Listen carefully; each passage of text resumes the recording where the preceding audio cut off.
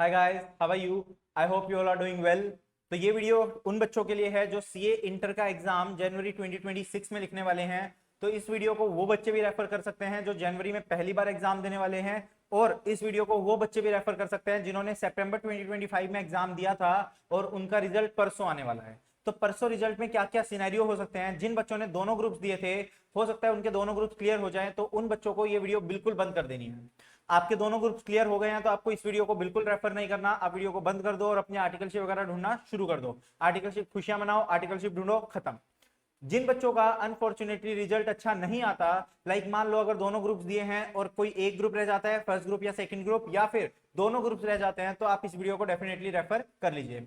और अगर किसी ने फर्स्ट ग्रुप दिया था और उसका रिजल्ट पॉजिटिव आता है या नेगेटिव आता है, आप दोनों ही सिनेरियो में इस वीडियो को रेफर कर सकते हो, क्योंकि अगर आपका पॉजिटिव आया तो आप सेकंड ग्रुप के लिए इस वीडियो को रेफर कर सकते हो, और अगर आपका नेगेटिव आता है तो आप बोथ ग्रुप या ग्रुप 1 के लिए आप इसको रेफर कर सकते हो। सर बोथ ग्रुप देने चाहिए या सिंगल ग्रुप देना चाहिए अगर हमारा रिजल्ट नेगेटिव आता है?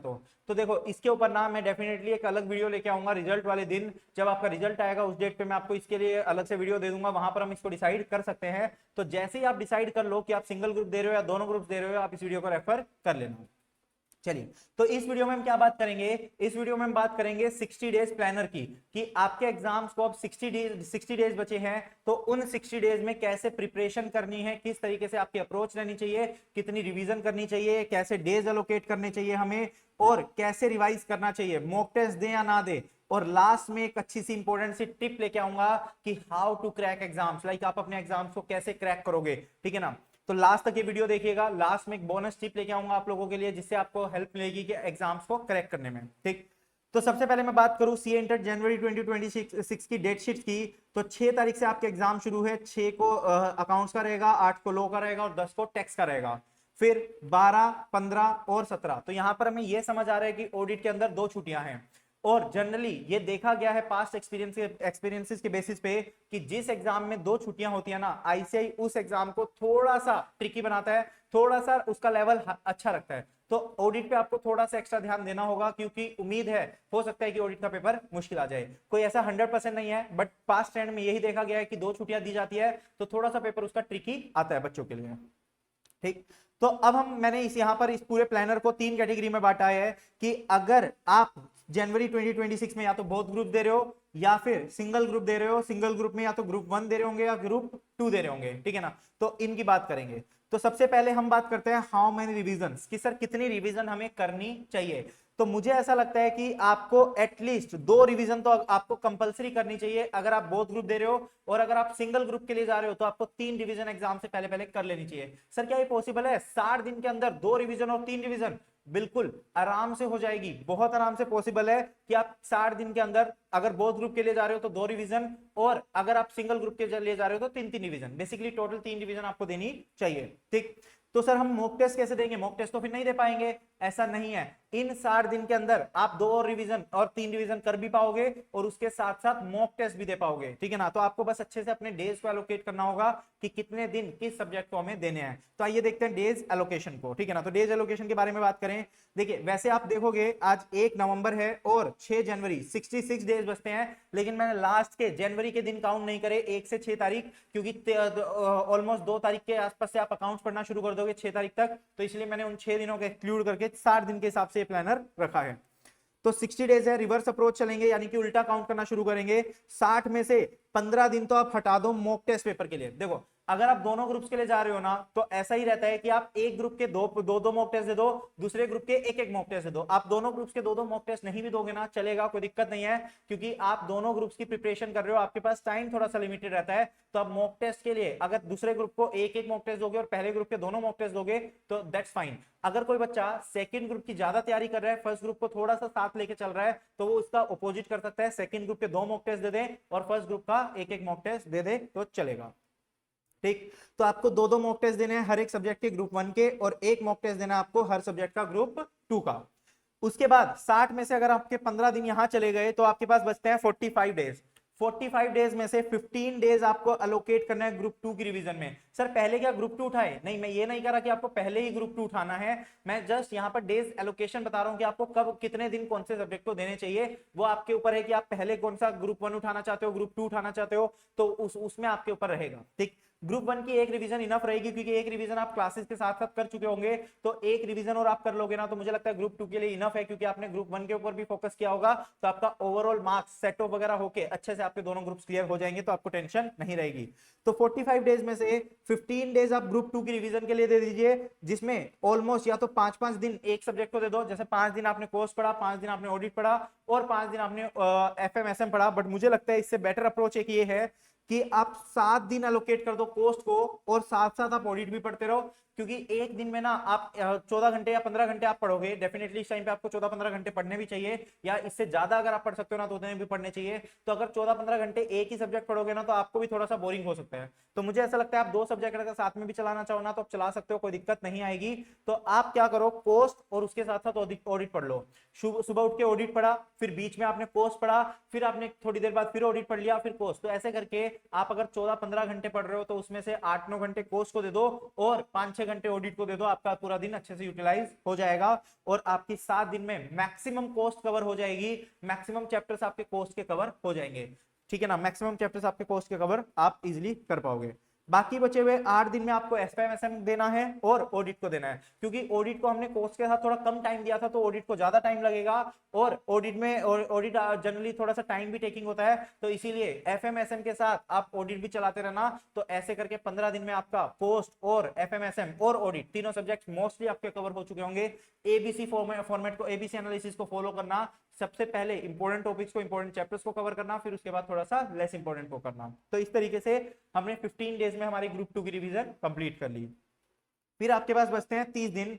30 दिन में आपको 2 रिवीजन देनी है। पहली रिवीजन 18 दिन देने होंगे आपको सेकंड रिवीजन के लिए। सर सेकंड रिवीजन, ये तो फर्स्ट रिवीजन है। नहीं यार, फर्स्ट रिवीजन तो तुम लोग पहले कर चुके होंगे ना, जब आपने क्लासेस ली होगी, क्लासेस के बाद टेस्ट वगैरह दिए होंगे, तो फर्स्ट रिवीजन आपकी वहां पर कंप्लीट हो चुकी होगी। तो ये अब जो होगी ये सेकंड रिवीजन होगी और उसके बाद सिर्फ 12 दिन में आप अपनी थर्ड रिवीजन आराम से कर सकते हो। सर क्या बात कर रहे हो, 18 दिन में 3 सब्जेक्ट, 12 दिन में 3 सब्जेक्ट? बिल्कुल, आप पहले एक एक रिवीजन कर चुके हो तो 6-6 दिन इनफ है हर एक सब्जेक्ट के लिए। 6 दिन में आपको अकाउंट्स खत्म करनी है, 6 दिन में लॉ खत्म करनी है और 6 दिन में आपको टैक्स खत्म करना है। उसके बाद अगर आपने 6-6 दिन में खत्म कर लिया तो सेकंड रिवीजन में 4-4 दिन में खत्म करने में कोई दिक्कत नहीं आएगी। ठीक है ना, उसमें कोई भी इशू नहीं रहेगा। तो ये था आपका सेकंड ग्रुप, दोनों ग्रुप्स के लिए। अगर कोई बच्चा बहुत ग्रुप के लिए जा रहा है तो ये वाली स्ट्रेटेजी फॉलो कर सकता है। अगर कोई बच्चा सिर्फ ग्रुप 1 के लिए जा रहे हैं तो उसके पास भी 60 डेज रहेंगे, तो उसमें से 12 दिन हटा दो मॉक टेस्ट के लिए। 12 दिन कैसे सर? 2-2 मॉक टेस्ट दे दो तीनों सब्जेक्ट्स के और एक एक दिन की छुट्टी भी रहेगी, तो बेसिकली आपके लिए कितने दिन हो गए? 12 दिन का गैप छोड़ दो, तो 2-2 मॉक टेस्ट दे दो ईच सब्जेक्ट।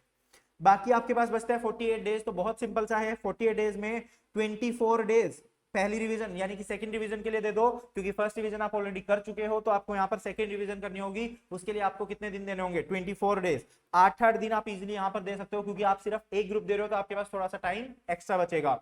फिर 24 दिन में आपने सेकंड रिवीजन खत्म की, फिर 15 डेज में आप थर्ड रिवीजन खत्म कर दो। अगर आपने पहले रिवीजन 8-8 दिन में खत्म कर दी तो सेकंड रिवीजन आप आराम से 5-5 दिन में खत्म कर सकते हो। और एक और रिवीजन दे दो 3-3 दिन लगा के हर एक सब्जेक्ट को, यानी कि 9 दिन में वो तीसरी रिवीजन यानी कि फोर्थ रिवीजन और कंप्लीट कर दो। इस तरीके से आपकी 3 रिवीजन बहुत आराम से खत्म हो जाएगी अगर आप एक ग्रुप दे रहे हो तो। अब हम बात करते हैं कि अगर आप सिर्फ सेकंड ग्रुप देने वाले हो, अगर आपका सिर्फ सेकंड ग्रुप है, तो आप लोगों को पता है ये बात कि आपका जो एग्जाम है वो 12 तारीख से शुरू होगा, 6 तारीख से नहीं होगा, क्योंकि आप सिर्फ कौन सा सेकंड ग्रुप दे रहे हो। तो आपके पास यहाँ पर 6 दिन एक्स्ट्रा हो जाते हैं, यानी कि 66 डेज हो जाते हैं। वो 6 दिन हटाने के बाद भी आपको यहाँ पर 6 दिन एक्स्ट्रा मिलेंगे, तो आपके पास कितने होंगे? 66 डेज होंगे। तो 66 डेज में 12 दिन तो वही मॉक टेस्ट के हटा दो जो आप एंड में मॉक टेस्ट देने वाले हो, तो अभी भी आपके पास बचते हैं 54 डेज। 54 डेज में आप सेकंड डिवीजन कंप्लीट कर दो 27 दिन के अंदर अंदर, यानी कि 9-9 दिन आप हर सब्जेक्ट को दे दो। या फिर हो सकता है आपको पोस्ट 8 दिन में हो जाए लेकिन ऑडिट में 10 दिन लग जाए, या एफएमएसएम में 10 दिन लग जाए, तो आप हो सकता है उस तरीके से थोड़ा सा एडजस्ट कर लो, बस 27 दिन में आप अपनी सेकंड डिवीजन को कंप्लीट कर लो। फिर उसके बाद 18 दिन आप दो अपनी थर्ड रिवीजन के लिए, यानी कि 6-6 दिन में कंप्लीट कर दो। अगर आप 9-9 दिन में कर चुके हो ना तो 6-6 दिन में कंप्लीट करने में कोई दिक्कत नहीं आएगी। और उसके बाद लास्ट में फिर 9 दिन में अपनी फोर्थ रिवीजन खत्म कर दो, यानी कि सिर्फ 3-3 दिन में। अगर आपने इस रिवीजन को फॉलो कर लिया ना, तो जब आपका एग्जाम टाइम आएगा तो उसमें आपके पास सिर्फ 1.5 दिन होता है पढ़ने के लिए। उस 1.5 दिन में आप डेफिनेटली अच्छे से रिवीजन कर पाओगे, क्योंकि आपने लास्ट रिवीजन 3-3 दिन में करी है। तो अगर आपने लास्ट रिवीजन 3-3 दिन में खत्म करी है तो एग्जाम टाइम पे 1.5 दिन में रिवीजन खत्म करने में बिल्कुल भी दिक्कत नहीं आएगी। बस एक टारगेट रखना, अपना सब कुछ जितनी भी आपकी पढ़ाई है 31 दिसंबर तक कंप्लीट कर देना। पढ़ाई, मॉक टेस्ट, सब कुछ A to Z चीजें आप 31 दिसंबर तक खत्म कर देना, क्योंकि 1 जनवरी और 2 जनवरी का आधा दिन आप उन मॉक टेस्ट को एनालाइज करने में, कहां कहां गलतियां हुई वो निकालने में, उन गलतियों को मार्क करने में, ताकि जब आप 1.5 दिन में रिवीजन करोगे ना तो आप उन गलतियों पे भी फोकस कर सको, आप देख सको कि एग्जाम लिखने में आपने गलतियां क्या क्या की थी, ताकि वो गलतियां आप एग्जाम में ना दोहराओ, तो आप 1.5 दिन उसके लिए एलोकेट कर पाओगे कि आप अपनी गलतियां वगैरह ढूंढ पाओ। तो 1 जनवरी और आधा दिन 2 जनवरी का अपने एनालाइज करो मॉक टेस्ट को, और उसके बाद 2 जनवरी से लेकर 6 जनवरी तक अपना एडवांस अकाउंट्स को पढ़ाई करो। तो बचा हुआ जो 2 जनवरी का दिन होगा, यानी कि आधा दिन, और उसके बाद 3 दिन, 3 तारीख, 4 तारीख, 5 तारीख, उन चारों दिन, 3.5 दिन बेसिकली आप अपने एडवांस अकाउंट्स को पढ़ना शुरू कर दो, क्योंकि सर पहला एग्जाम है, पहला एग्जाम अगर आपका अच्छा जाएगा, अगर आपका पहला एग्जाम अच्छा जाएगा तो आप कॉन्फिडेंटली बाकी एग्जाम देने जाओगे, लेकिन अगर आप एडवांस अकाउंट्स में ही आपका अच्छा नहीं गया तो आप मायूस हो जाओगे और आपके पैर ही नहीं उठेंगे अगले एग्जाम देने के लिए। तो इसीलिए फर्स्ट एग्जाम में हमेशा थोड़ा सा एक्स्ट्रा टाइम दिया जाता है, बाकी सब एग्जाम्स के लिए आपको 1.5 दिन ही मिलेगा, सिर्फ ऑडिट में आपको 2.5 दिन मिले हैं, तो उसके ऊपर हम और ज्यादा फोकस उस टाइम पे कर सकते हैं।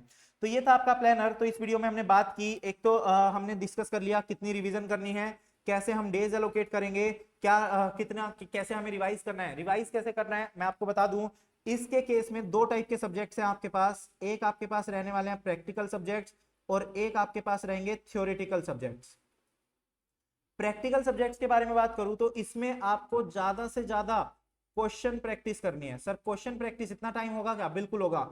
मैंने हमेशा से आप लोगों को बोला कि जब आप फर्स्ट रिवीजन कर रहे हो तो आपको एबीसी एनालिसिस फॉलो करना चाहिए, यानी कि आप जब क्वेश्चन सोल्व कर रहे हो तो उसके ऊपर मार्क कर दो कि वो क्वेश्चन ए कैटेगरी का है या बी कैटेगरी का है या सी कैटेगरी का है, ताकि आप एनालाइज कर सको कि जब रिवीजन कर रहे होगे आगे तो आप कौन कौन से क्वेश्चन को हाथ से करने वाले हो, कौन कौन से क्वेश्चन को आप कैलकुलेटर पे करके छोड़ सकते हो।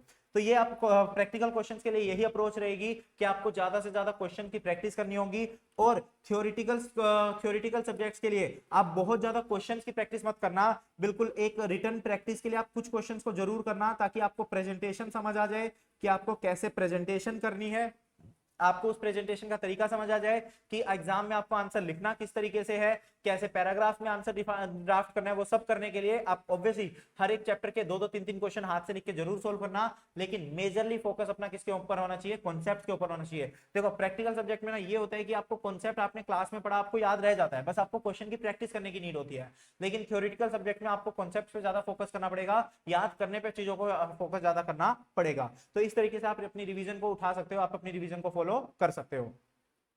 मॉक टेस्ट दें या नहीं, ऑब्वियसली मैंने आपको बताया 15-15 दिन और 12-12 दिन हमने अलोकेट कर दिए मॉक टेस्ट के लिए। डेफिनेटली आपको मॉक टेस्ट देने चाहिए, लेकिन किसी औरों की बातों में मत आना, सर मेरा दोस्त तो 4-4 5-5 6-6 मॉक टेस्ट दे रहा है। बिल्कुल कोई जरूरत नहीं है इतने मॉक टेस्ट देने की, 1 से 2 मॉक टेस्ट दो, इनफ है, क्योंकि आपको उतने में ही आइडिया लग जाएगा कि आपने कैसी पढ़ाई करी है और आपकी तैयारी कैसी है। तो आप 1 से 2 मॉक टेस्ट दोगे, इनफ रहेगा। और लास्ट में हाउ टू क्रैक एग्जाम्स। तो अगर मैं बात करूं सीए इंटर थोड़ा सा टफ जरूर है, बट अगर आप उसको बहुत अच्छे से पढ़ाई कर लो, बहुत अच्छे से प्लान कर लो, बहुत अच्छे से मैनेज कर लो, तो वो कहीं टफ नहीं रहने वाला। अब तो आपको पढ़ाई कैसे करनी होगी? एक क्लियर प्लान बनाओ, प्लानिंग करो, अपनी शेड्यूल बनाओ, लेकिन वीकली शेड्यूल होने चाहिए। बहुत लंबे लंबे शेड्यूल मत बनाना। सर हमारे शेड्यूल फॉलो ही नहीं होते। क्यों फॉलो नहीं होते? क्योंकि आप बहुत अनरियलिस्टिक होकर शेड्यूल बनाते हो। जब आप शेड्यूल बना रहे होते हो ना, तो आप बहुत ऊंचे आसमान पे होते हो, आपका कॉन्फिडेंस लेवल बहुत हाई होता है कि मैं तो ये भी कर लूंगा, इतने घंटे में ये भी कर लूंगा। ऐसा मत करो, रियलिस्टिक रहो, रियलिस्टिक रहो। जो आपको लगता है आप कर पाओगे, आप वही लिखो, क्योंकि आप किसी और के लिए नहीं बना रहे शेड्यूल, अपने लिए बना रहे हो। आपको अपने लिए शेड्यूल बनाना है, तो जो आप कर सकते हो, जितना आप कर सकते हो उसी को शेड्यूल में लिखो, वरना उसको शेड्यूल में मत लिखो। ठीक, बहुत लंबे टाइम का शेड्यूल मत बनाओ, एक एक हफ्ते का शेड्यूल बनाओ। हर हफ्ते के स्टार्टिंग में एक घंटा लगाओ, 1 घंटा लगा के पूरे हफ्ते का शेड्यूल बनाओ, अपने पूरे सिलेबस को छोटे छोटे पार्ट्स में बांटो और उनको अच्छे से शेड्यूल में डाल दो, और उस शेड्यूल को आपको एक्चुअल में फॉलो करना भी होगा। छोटे छोटे शॉर्ट स्पैन ऑफ टाइम में पढ़ाई करो। लाइक आपने 1 घंटा पढ़ाई की, 5 मिनट का ब्रेक ले लिया, फिर 1 घंटा पढ़ाई की, 5 मिनट का ब्रेक ले लिया। अगर लॉन्ग सीटिंग में आपकी एफिशिएंसी नहीं आ रही, सर लॉन्ग सीटिंग का मतलब ये नहीं है कि आप 4 घंटे एक चेयर पे बैठे हुए बुक्स खोल के, लेकिन उन 4 घंटे में से 1.5 घंटा तो आपने फोन चला चला के निकाल दिया, तो कोई फायदा नहीं है उन 4 घंटों का। इससे बढ़िया तो आप क्या करो, 1 घंटे को फोन को स्विच ऑफ करो, 5 मिनट का ब्रेक लो, हल्का सा फोन ऑन करके देख लो कि कुछ आया तो नहीं है, बस देख के वापस रख दो। फोन चलाते नहीं रहना, क्योंकि वो आपकी डिस्ट्रैक्शन है सबसे बड़ी। तो आपको क्या करना है, 1 घंटा फोन स्विच ऑफ किया, पूरा 1 घंटा डेडिकेशन से पढ़ा, उसमें आपकी एफिशिएंसी पूरी 1 घंटे होनी चाहिए। फिर 5 मिनट के लिए आपने फोन वगैरह चेक कर लिया, फिर वापस, और वो 5 मिनट का ब्रेक 5 मिनट का ही होना चाहिए, उसको ज्यादा लंबा मत होने देना। क्योंकि अगर आपने अपने आप को छोड़ दिया कि चलो यार 5 मिनट और रुक जाते हैं, 5 मिनट और रुक जाते हैं, तो वो कब 1 घंटे का ब्रेक हो जाएगा आपको नहीं पता चलेगा। तो आपको अपने आप के ऊपर स्ट्रिक्ट होना पड़ेगा। आप ही अपने आप पे स्ट्रिक्ट हो सकते हो, कोई और वो स्ट्रिक्टनेस आपके ऊपर नहीं ला सकता। ठीक है ना। तो आपको 5 मिनट का ब्रेक अगर लिया तो 5 मिनट फोन रख के वापस आप पढ़ने आ जाओ, फिर 1 घंटा पढ़ाई करो, फिर 5 मिनट का ब्रेक ले लो, फिर 1 घंटा पढ़ाई, फिर 5 मिनट का ब्रेक। अगर ऐसे करके पढ़ोगे ना तो आपको कोई भी हैवी नहीं लगेगा, आपको ये नहीं लगेगा कि आपने बहुत ज्यादा हैवी कर लिया अपने ऊपर। आपका स्मूथली पूरा कोर्स निकल जाएगा, स्मूथली आप अपनी प्रिपरेशन अच्छे से कर पाओगे, और डेफिनेटली फिर आप अपना एग्जाम बहुत अच्छे से दे पाओगे। चलिए guys, all the very best, अच्छे से तैयारी करो। कोई भी डाउट हो, कुछ भी हो, आप मुझे रीच आउट कर सकते हो, और हमारे चैनल को सब्सक्राइब जरूर कर लो, फॉलो कर लो, ताकि आपको ऐसे ही और ज्यादा से ज्यादा अपडेट्स मिलते रहें। चलिए, all the very best guys, bye bye.